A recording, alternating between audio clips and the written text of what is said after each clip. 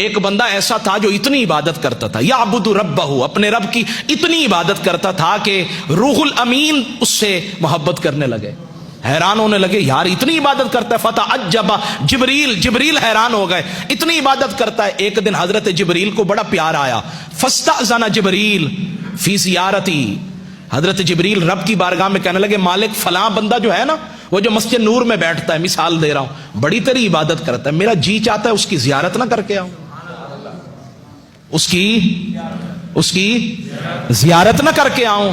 حضرت جبریل نے جب یہ بات کی نا، رب نے فرمایا تجھے اجازت ملے گی، اذن لہ، اجازت دیتے ہیں، بشرط، لیکن ایک شرط ہے۔ کیا شرط ہے؟ کہا ان ینظر فی اللوح المحفوظ، لوح محفوظ میں اس کا اصل، اس کی جو قسمت ہے نا، تقدیر ہے، ذرا وہ دیکھ لو۔ جب حضرت جبریل نے لوح محفوظ میں دیکھا نا، تو کہتے وہاں تو اس کو شقی لکھ دیا تھا، بدبخت لکھا ہوا تھا، حیران ہو گئے، زمین پہ اترے، اس بندے کی طرف گئے، سلام دعا کے بعد اسے بتایا میں جبریل ہوں، وہ پھر بھی اس کی عبادت میں لگا رہا۔ کچھ ہوتے ہیں جو حضرت خضر کے پیچھے بھاگتے ہیں، اور کچھ وہ ہوتے ہیں حضرت خضر بھی آ جائیں نا، میں بے ادبی نہیں کر رہا، وہ کہتے ہیں جی خضر آنا تیرا آنا مبارک، لیکن جس کی عبادت میں کر رہا ہوں نا، مجھے کسی کے لیے توجہ دینے کی ضرورت نہیں ہے۔ تو فرماتے بات ختم ہو گئی، فرماتے ہیں حضرت جبریل نے کہا تجھے اللہ نے بدبخت لکھا ہے۔ وہ پتہ کیا کہنے لگا؟ الحمدللہ، نہیں سبحان، اونچی وانا سبحان اللہ، ہر حال میں راضی رہنا، جیسے تو راضی ویسے میں راضی۔ کہنے لگا الحمدللہ، یا اللہ تیرا بڑا کرم ہے، کم از کم لکھا تو ہے نا، بدبخت لکھا تو ہے نا، کچھ نہ کچھ تو لکھا ہے، ادھر لکھے پھر بھی تیری مرضی ہے، ادھر بھی لکھے تیری مرضی ہے، کم از کم اتنا تو دلاسا ہے کہ تو نے لکھا ہے۔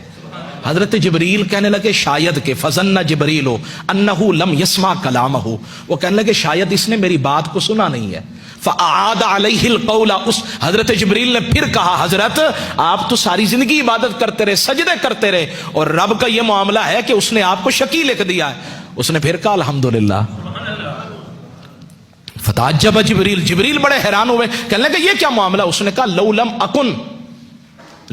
اکن، اگر میں اس قابل نہیں تو اس میں میرے رب کا کیا قصور ہے؟ میں اگر ہوں ہی نکما، میری ذات میں میری قسمت میں لکھا ہی نہیں ہے، تو اس میں میرے رب کا کیا قصور ہے؟ جبریل نے سنا تو اس بات میں بھی بڑا تعجب آیا، اور جب تعجب آیا نا تو فرماتے ہیں اللہ نے آواز لگائی، صدا لگائی، جبریل اب ذرا انظر فی اللوح المحفوظ، اب دیکھو نا لوح محفوظ میں۔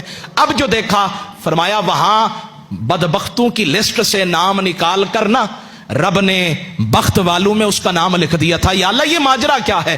فرمایا جو میری ہر ادا پہ راضی ہے، میرے ہر فرمان پہ راضی ہے، تو پھر اس کا نام بدبختوں میں کیوں لکھوں، بخت والوں میں نہ لکھ دوں؟